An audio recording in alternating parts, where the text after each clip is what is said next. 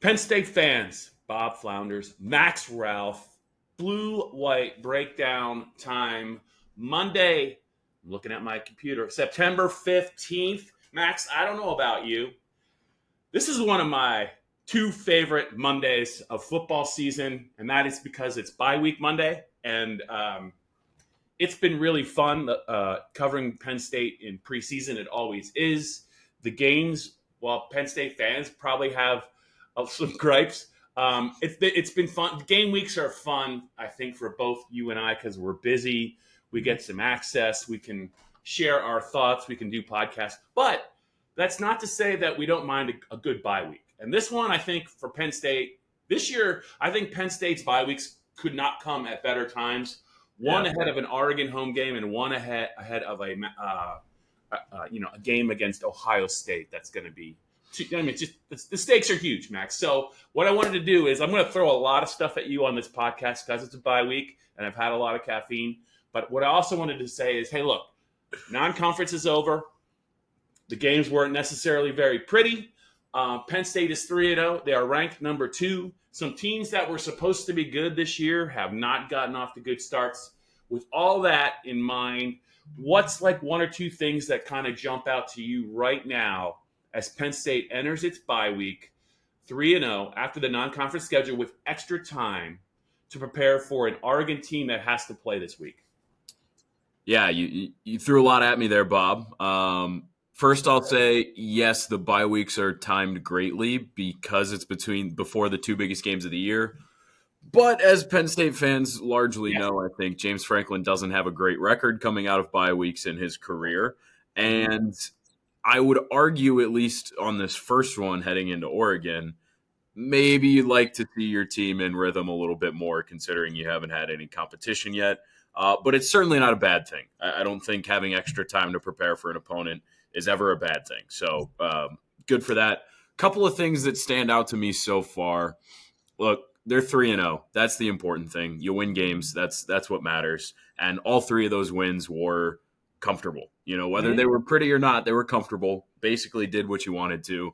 The number one thing is what we've talked about nonstop ever since week 1. Drew Aller has to be better. I mean, it's just a fact. He did not look clean on Saturday against Villanova.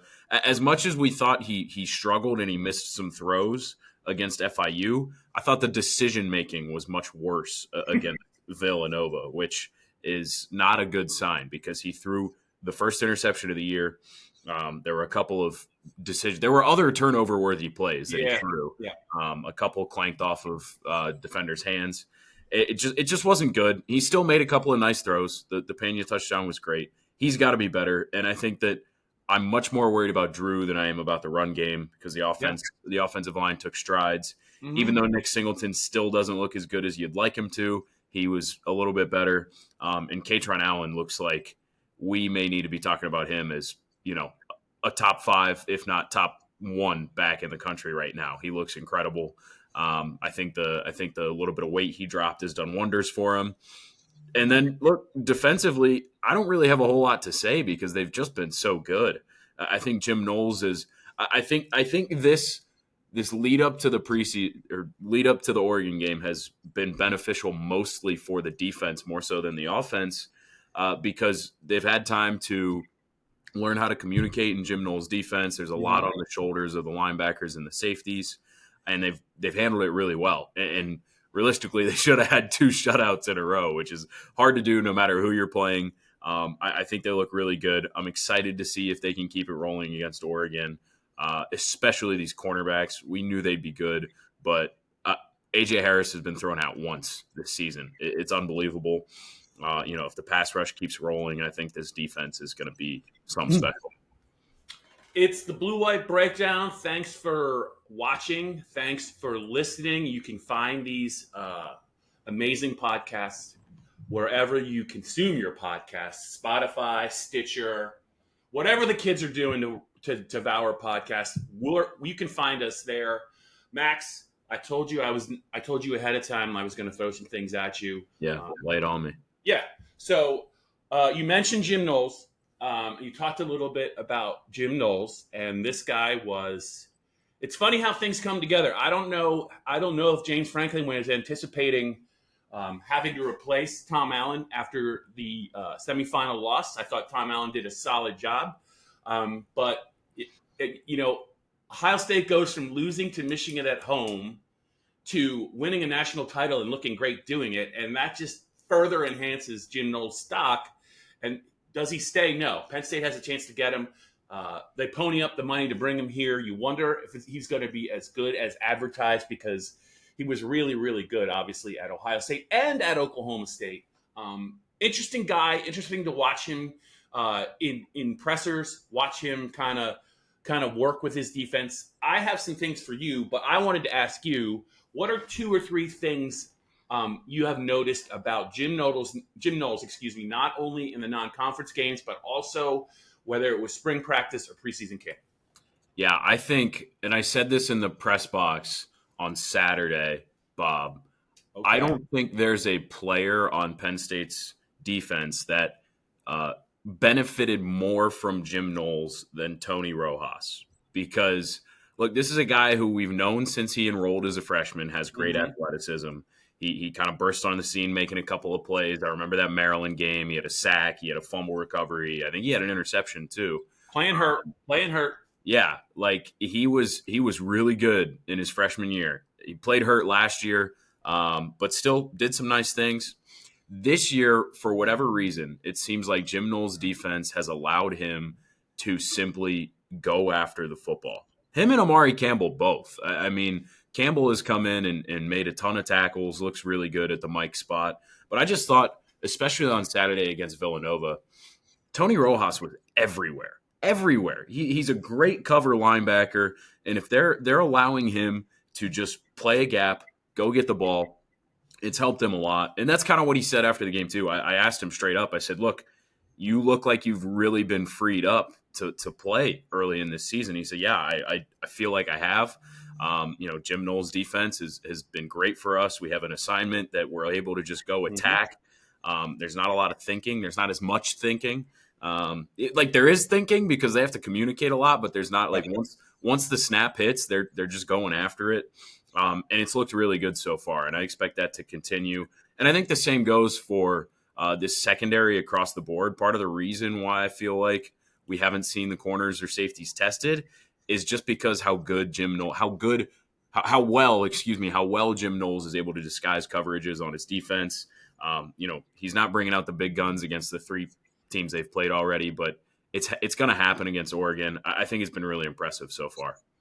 Yeah, what I like about Jim is something that James talked about in spring and a little bit in preseason camp, that he's not your typical major impactful coach, in that he's not, he doesn't do things loudly, right? Yeah.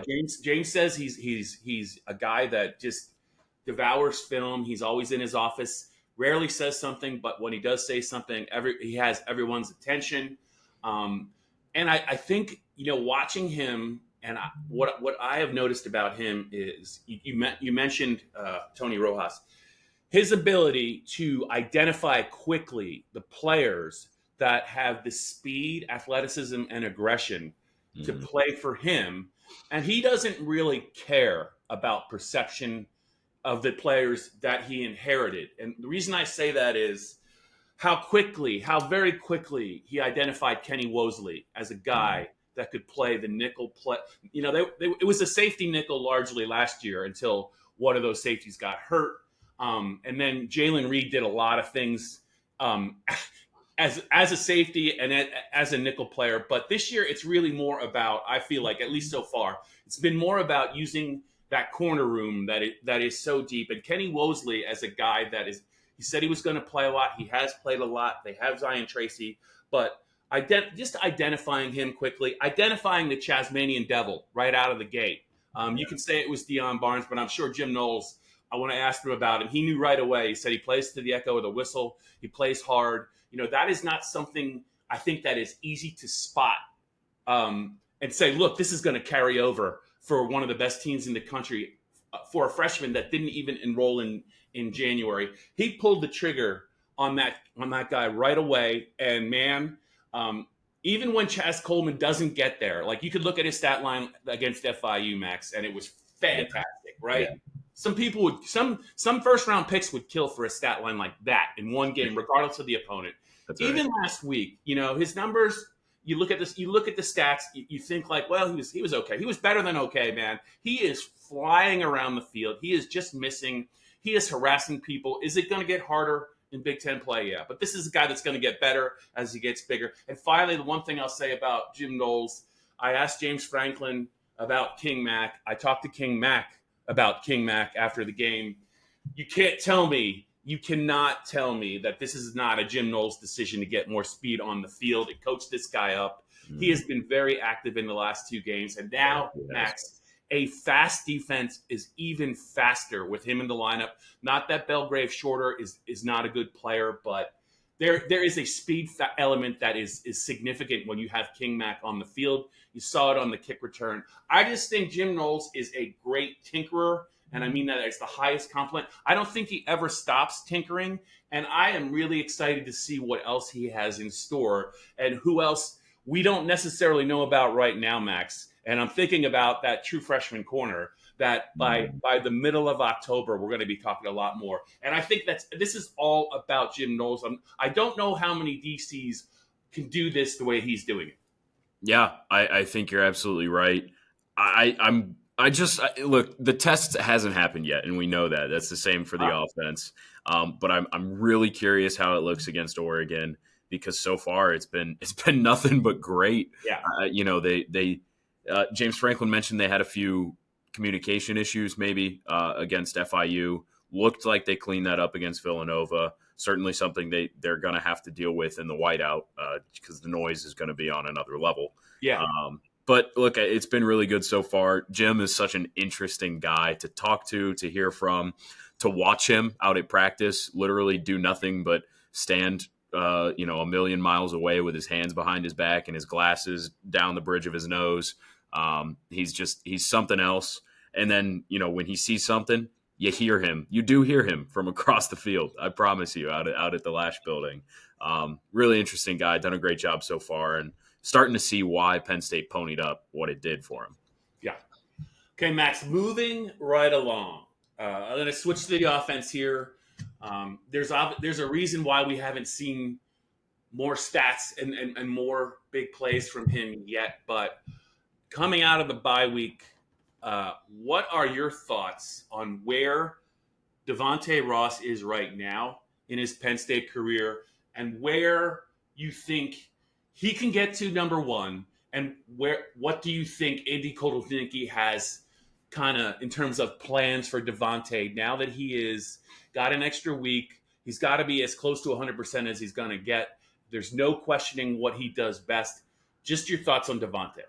Yeah, I think even though things weren't perfect on Saturday against Villanova, and some of that falls on Drew's shoulders, and I still think that probably some of it is keeping the offense a little bit vanilla before the Oregon game. I think you kind of saw a little microcosm of what the rest of the season is going to look like, because I'm not necessarily expecting Luke Reynolds to lead the team in targets, to lead the team in catches, rather, every week. But I expect him to be the top receiving tight end the rest of the way now. Trevor Pena got 7 targets, 4 catches on those targets, and he also had 4 rushes. I think that they're going to be able to use him in that way a lot, whether it's, out of the slot, whether it's as a runner on jet sweeps, whether it's tricky stuff. That's what he's doing. Kyron Hudson, though, even though he only had a couple of catches, the production hasn't been quite as much since week 1. He was on the field the most out of every receiver. And then you have Devonte Ross, who's kind of your open field, get the ball to him deep. They tried him down the field how many times? James Franklin told us in the preseason, he's a guy who can scare teams deep. And that's exactly how they're using him, because they have these other pieces that are good at every level of the field. You use Pena however you want. You use Hudson in the intermediate. You use Reynolds in the short to the intermediate. And then you start to see this offense really has the piece that can threaten you in every single way. As long as things start clicking down the stretch, this is exactly what the vision for this group was. And Devonte Ross is such an interesting one, because I think, as you've probably pointed out a few times, Bob, he is kind of the X factor here because he has that explosive play threat down the field that Penn State has lacked for a long time. I mean, it was Amare Evans a little bit last year, but that was just too inconsistent. His route running wasn't as good as Devonte Ross's. And so far, we've seen Ross be able to make a few plays deep. And the one thing that I don't think a lot of people are really paying attention to, but Devonte Ross is doing a hell of a job on punt return right now. And it's not sexy, but Penn State was really bad at returning punts last year. They just did not have any explosion there, and constantly the offense was starting backed up, not getting great field position. Yes, lower competition, but Devonte Ross has already proven that he can really make some things happen back there, and I think that is an underrated piece of this whole puzzle that fans might not really be thinking about. I think when I think about Devonte Ross, and I think about what you said about him as a return player and what he can do for an offense, I think if I was an opponent, the word that comes to mind when I think about Penn State having Devonte Ross in combination with a big offensive line and a really, really terrific 1-2 running punch is worrisome. I think Devonte Ross scares punters. There were a couple. I know it was Villanova, man, and I know Villanova's punter is not good. But if I'm punting the ball and I know he's deep, I'm a little sketchy. I just know that if I don't do exactly what I need to do, if I hit a line drive and he has any room at all, it could potentially be the biggest play in the game. Yeah. Also, shanking the ball, just worrying about him, I think that is something that mentally is going to help Penn State, because I wouldn't, if I could kick a football, Max, I would not want to kick the ball to someone like Devonte Ross. It's on tape what he did to Iowa, which is known for its special teams. He is worrisome. I also think, Max, that when it comes to Devonte, I just think the threat, it's not necessarily that Penn State has to connect on 3 deep passes a game. They just need to try 3 or 4, and if it connects once, because there's no way a defense can really feel good about crowding the line of scrimmage if they know Penn State a couple times a game is gonna turn this guy loose. Because as we saw on Saturday, Max, Drew Aller can throw the ball 60 yards on the fly rather easily. So I look at Devonte as a much better version of any kind of, Amare Evans, right?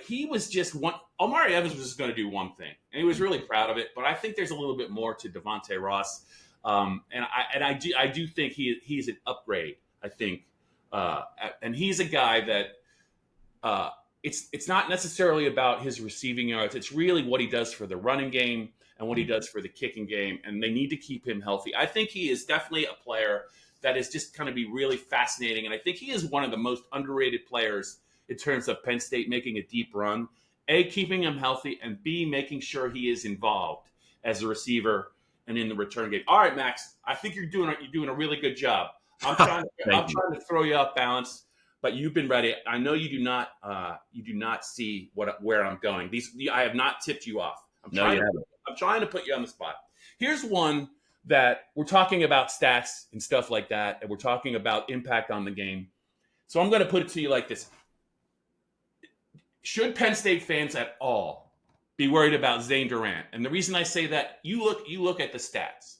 At 3 games, he's got 2 assists. He did have the interception that was in the opener. Xavier Gilliam kind of set him up for that, but he made a nice play there. He knocked down a pass against Villanova. Nothing has really changed with him physically. If anything, he's gotten more physical, more impressive.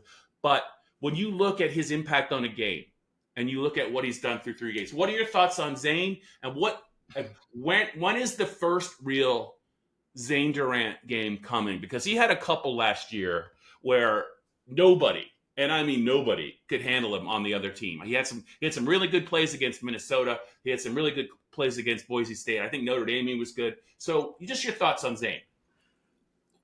The short answer is absolutely not. Do not worry about him, because let's put it this way. The biggest reason we've been able to talk about Chaz Coleman, about Xavier Gilliam, about Ty Blanding, Eni White, go down the list, whatever you want to say. The biggest reason we've been able to talk about those guys is because of the attention that Zane Durant and Deni Dennis Sutton have commanded up front from the first 3 opponents of the year. Zane Durant is going to get his. You can bet on that. He will put up the stats eventually.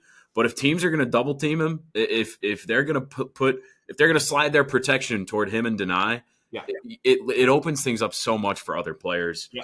The interception is just a prime example of who he is as a football player. Like, not only is he going to go out there, be able to eat up a double team, be able to rush the passer from the inside that is so incredibly valuable.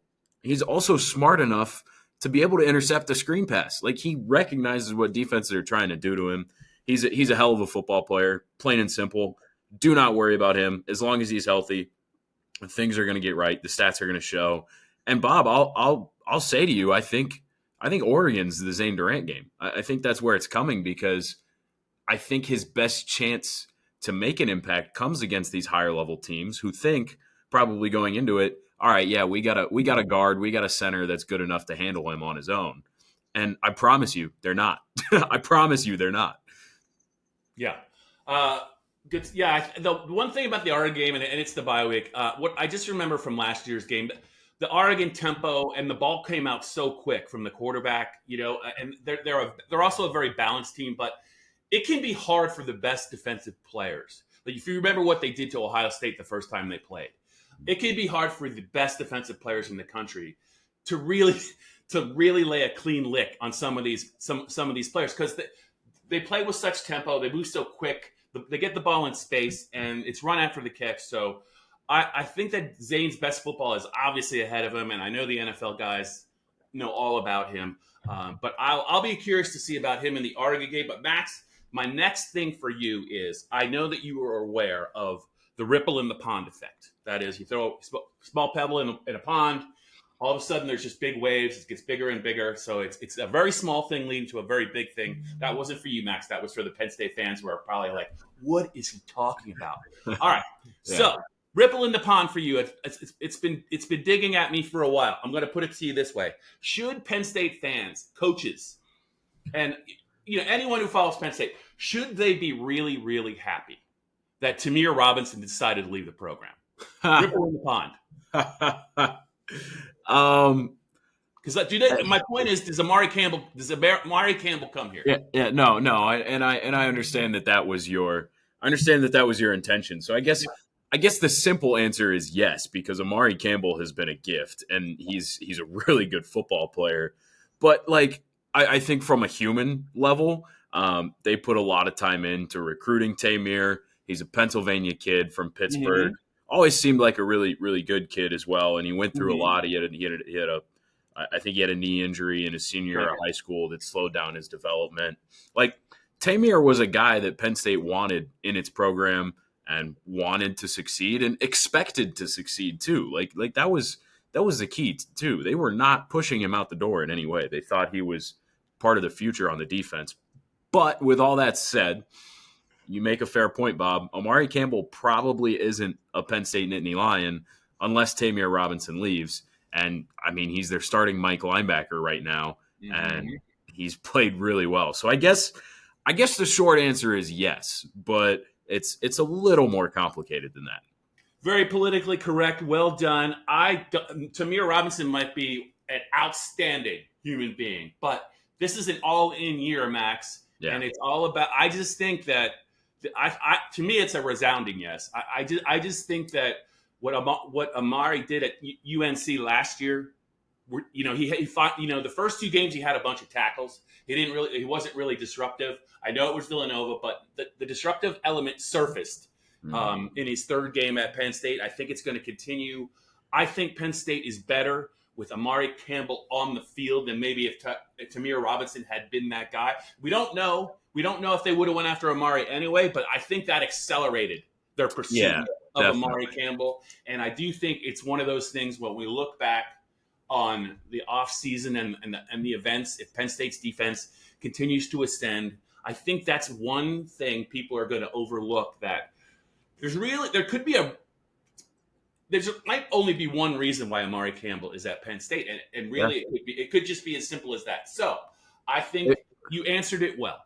Bob, if you want to really throw it back, it also could stem from the fact that I don't think Kobe King and Tom Allen really got along, and Kobe left not knowing that Tom Allen was leaving, and then they needed a mic there too as well. So look, you're talking about the butterfly effect. I think that this one stems pretty far, and the other good thing too that we don't want to forget, Amare Campbell has more eligibility.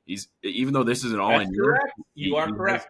He has more time at Penn State. So I look at him, Max, and I could see why maybe he's going to do what he's going to do. But just looking at him and looking at where he's at, and looking at Penn State's development program, big picture, as good as he's been, and he probably will be even much better if he stays another year at Penn State in the strength and conditioning program.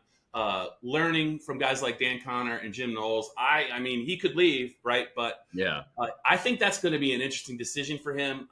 He might already have made it, but I do think there's a pretty good chance, even if he just continues to get better, that he might consider coming back. Max, I got one more for you. Love it. One more for you.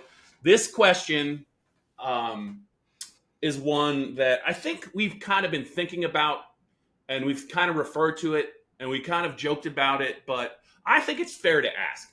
Should Penn State fans lay off James Franklin for the 0-3 record against the spread, particularly the way the first and the third games played out? Penn State's 0-3 versus the spread. Penn State fans are going to bet Penn State. That's just like any other major college. But when the lines are so extraordinary, is it James' fault? Is it James Franklin's fault that they risked some money on what it might have been maybe a not wise bet, or should they be a little ticked off at Penn State's 12th year head coach? How do you look at it? I don't think it matters in the slightest, and I think that you have. It matters to Penn State fans, number one, and it matters to James Franklin. You cannot tell me that's not true. I think it does matter to James because he does, for whatever reason. It's very obvious that he notices it and is aware of it. I do remember there was a clip of Sean Clifford years ago on the sideline yelling to his teammates, his offensive teammates, saying, "We have to cover. We have to cover." And I don't know. I don't even remember what game that was, but I do remember that happening very vividly. And it's pretty funny. So yes, they're aware of it. It matters to many. I just don't think that anybody should be mad that it didn't happen, because the context is, if you look at the context of each of these games, the Nevada game, they were covering until a fourth quarter touchdown. 25 seconds left. Against the second string defense, the third string defense even. And you got to get those guys reps, and they just didn't play up to the standard. That's not James Franklin's fault. That's just how it goes. FIU, maybe you could be a little mad because that was kind of ugly for a while, especially offensively. That one we'll throw out the window. But Villanova, again, you're covering until the very last second play of the game. And Bob, I think you were cracking up as you were talking about this play on Saturday. You never see anything like it. It's like a Michael Jordan play. It was unbelievable. Call it the shot for Villanova. Actually, I think it also ended up being number one on the Sports Center top 10 on Sunday. It was unbelievable. So, it's not. Like they were covering until a freaking miracle of a play against your third string defense on the very last play of the game. So I get the question. To steal a phrase from James Franklin, I understand the question, Bob, but it's not his fault. Except you could probably be a little mad about the FIU game because they didn't play very well, but it's just how the cookie crumbles, man. Furthermore, Max, I think James all but warned the fan base when he went out of his way. You know, he's always been about 1-0, 1-0, 1-0. This is the opponent. I don't want to talk about anything. He went out of his way to say it's going to be really important during our non-conference schedule to build depth at key spots, and he mentioned the positions they were. A lot of it was on the defensive end. Mm-hmm. And he doesn't normally do that, but and he even said it may cost us a couple of touchdowns, but it's going to be worth it down the line. So I think it's totally on the fans that laid like 48 points. He was trying to tell people that, look, in a year like this, with the team we have, it's going to be about the little things, and we are going to approach these non-conference games very, very specifically in the second half of games, and yet they still lay the points. So it's really the fans' fault.